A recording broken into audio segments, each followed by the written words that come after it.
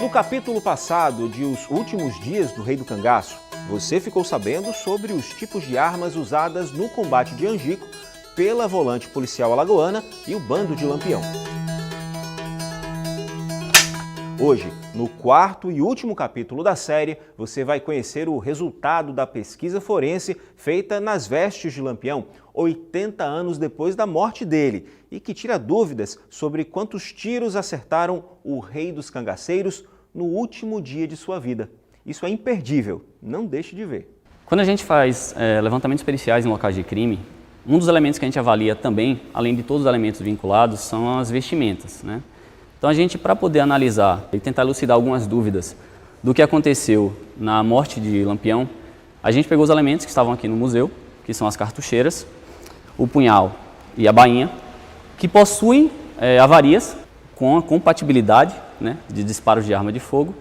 E a gente tentou montar no Coronel Luciano, que tem uma estatura parecida com o Lampião, para poder identificar trajetória do disparo, saber de onde provavelmente veio esse disparo e onde esse disparo atingiria Lampião, porque a gente consegue constatar que os disparos nas cartucheiras e na bainha, eles transfixaram ou tiveram uma mudança de trajetória que realmente atingiram quem portava, ou seja, Lampião.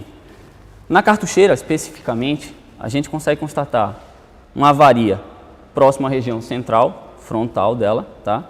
A gente tem características que indicam como tem uma avaria lateral mais lateralizada à esquerda e a perfuração na região lateral direita, em diagonal, a gente consegue constatar que esse disparo veio nesta direção, transfixou a cartucheira e atingiu Lampião, tá? Provavelmente algum órgão vital, tá? Pulmão, e pode ter levado sim Lampião à morte ou ter levado ele a tombar ao solo, ok? Também constatamos outra avaria, tá? Compatível com um disparo de arma de fogo, que é essa avaria na bainha, tá? E no punhal. Bem parecida com aquela, a gente consegue determinar também a trajetória, porque a gente tem avarias do impacto e do deslocamento do projétil na estrutura metálica.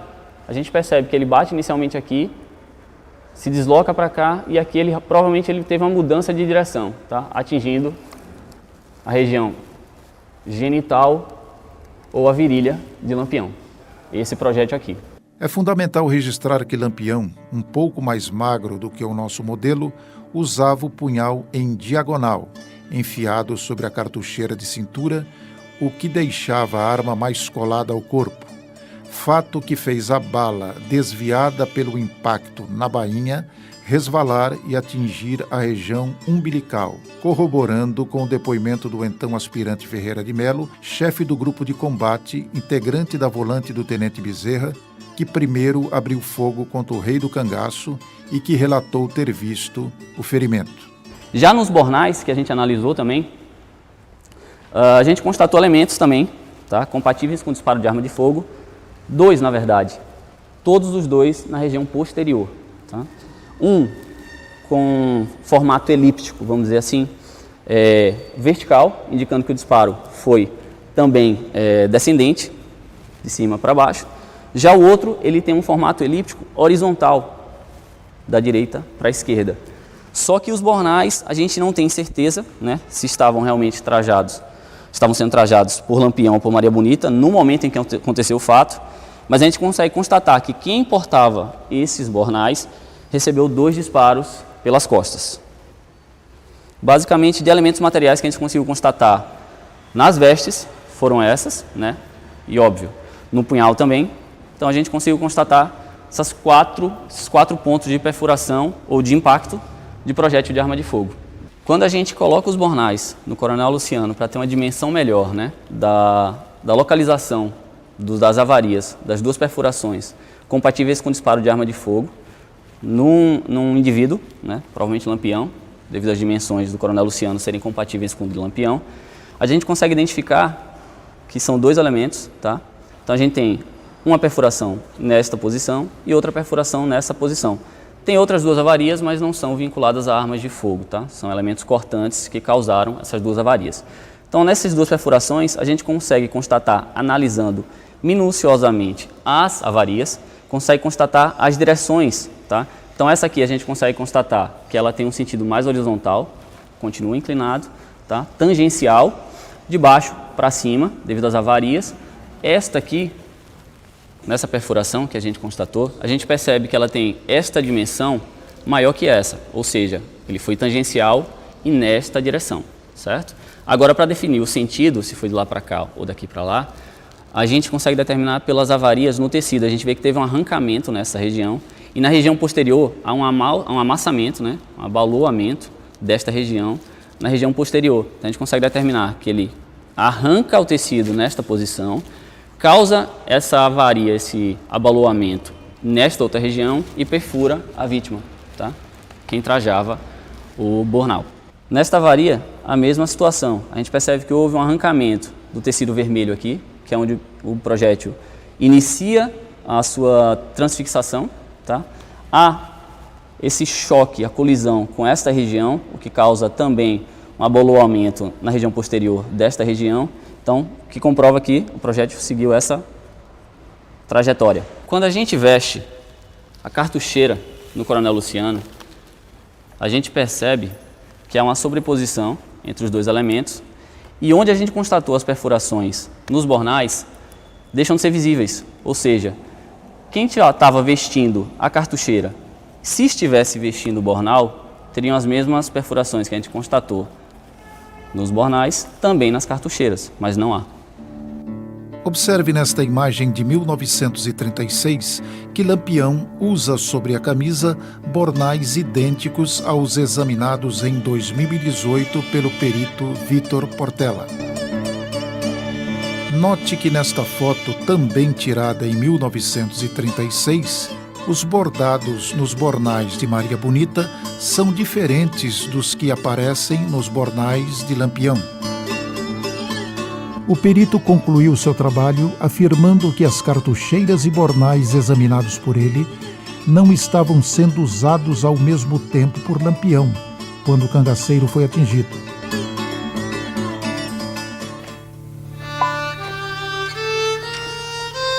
Minha pedra cristalina que no mar fosse achada entre o cálice e a hóstia consagrada. Minha pedra cristalina que no mar fosse achada entre o cálice e a hóstia consagrada. Treme a terra, mas não treme Nosso Senhor Jesus Cristo no altar. Treme a terra, mas não treme Nosso Senhor Jesus Cristo no altar. Assim treme os corações de meus inimigos quando olharem para eu. Assim treme o coração dos meus inimigos. Com a chave do sacrário eu me fecho.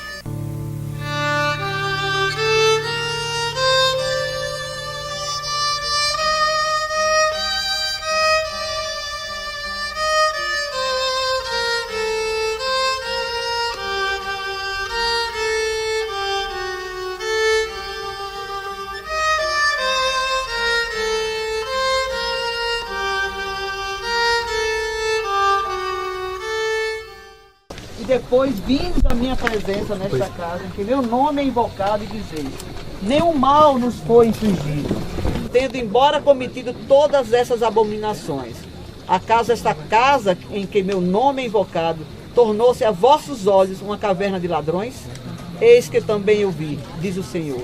Palavra do Senhor. Graças a Deus. Desde 1998, as cidades de Poço Redondo, Porto da Folha e Canidé do São Francisco, em Sergipe, juntamente com as alagoanas Piranhas, Olho d'Água do Casado e Delmiro Gouveia, realizam missas, exposições temáticas e seminários para relembrar o combate final entre o Bando de Lampião e a Volante Policial de Alagoas, ocorrida na Grota do Angico, margem sergipana, em 28 de julho de 1938.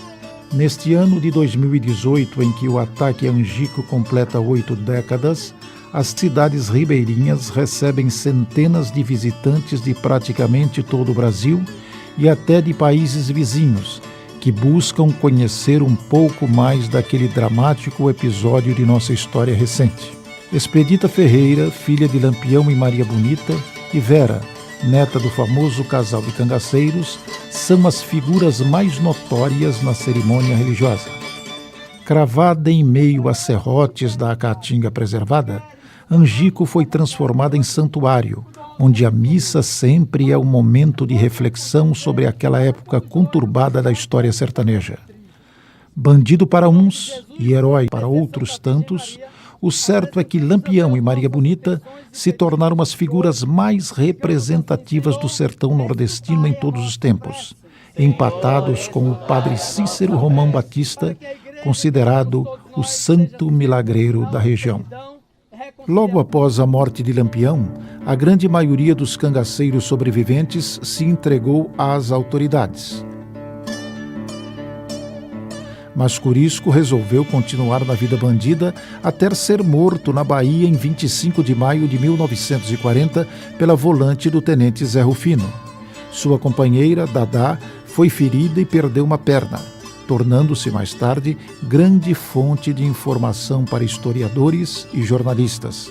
Faleceu em Salvador em fevereiro de 1994.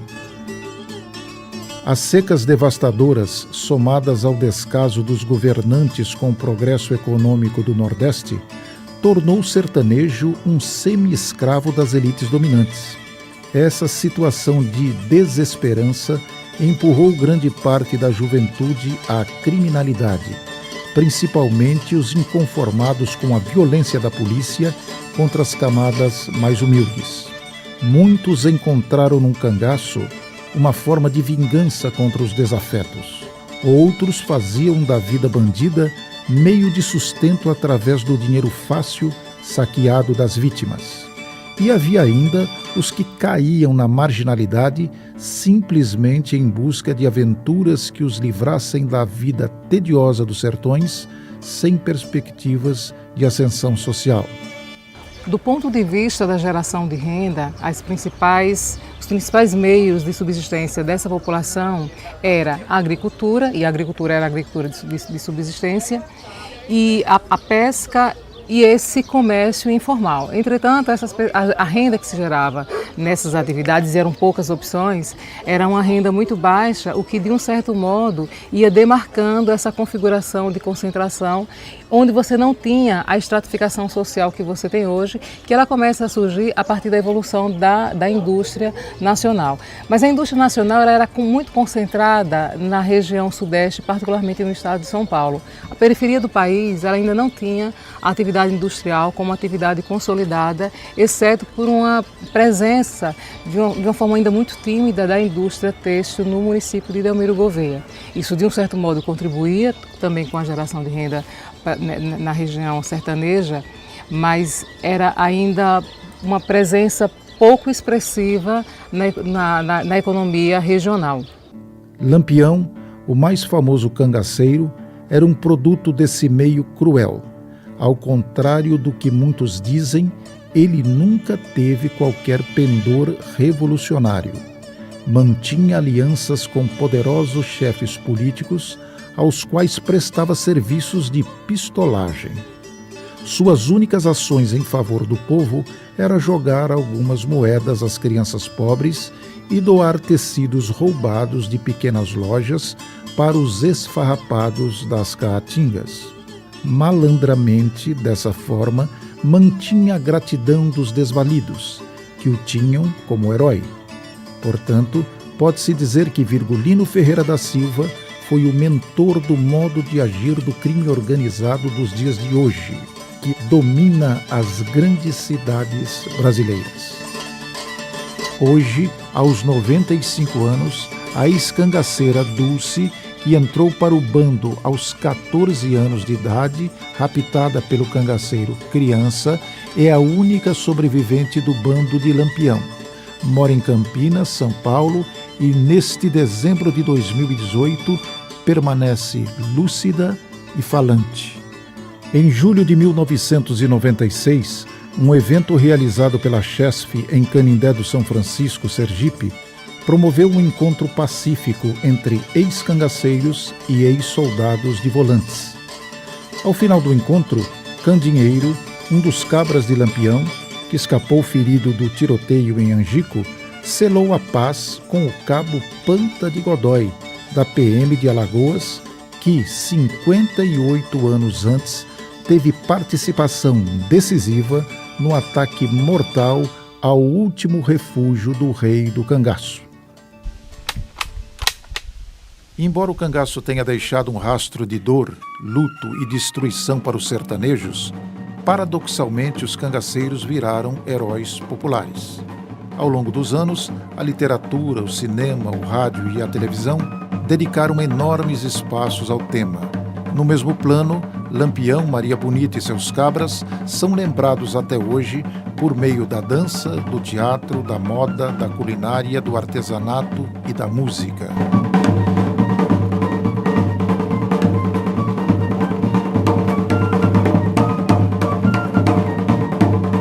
Mortos e decapitados em Angico há 80 anos, saíram da vida para entrar na imaginação do povo.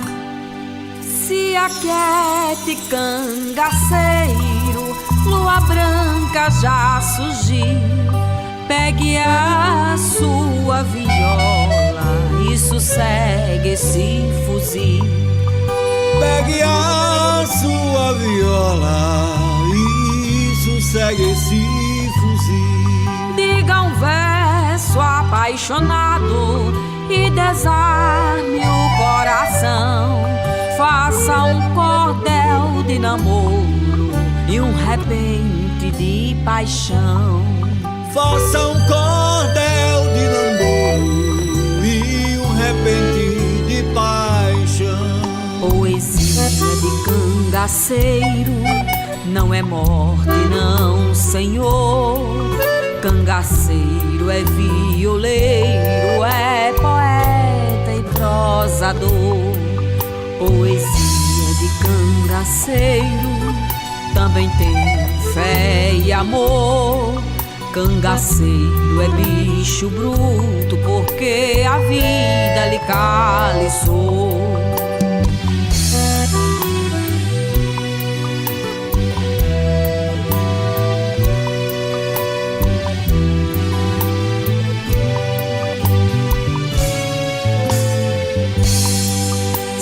Aquete, cangaceiro, lua branca já surgiu. Pegue a sua viola e sossegue esse fuzil. Pegue a sua viola e sossegue esse fuzil. Diga um verso apaixonado e desarme o coração. Faça um cordel de namoro e um repente de paixão. Faça um cordel de namoro e um repente de paixão. Poesia de cangaceiro não é morte, não, senhor. Cangaceiro é violeiro, é poeta e prosador. Poesia de cangaceiro também tem fé e amor. Cangaceiro é bicho bruto porque a vida lhe caliçou. E diante da majestosa lua branca suspirava o cangaceiro, soluçante a sonhar, com uma tapera pequena, uma viola serena, uma brejeira morena feita para amar, em um lugar onde não haverá mortes, tiros ou guerras, só a pequena tapera, a morena, o amor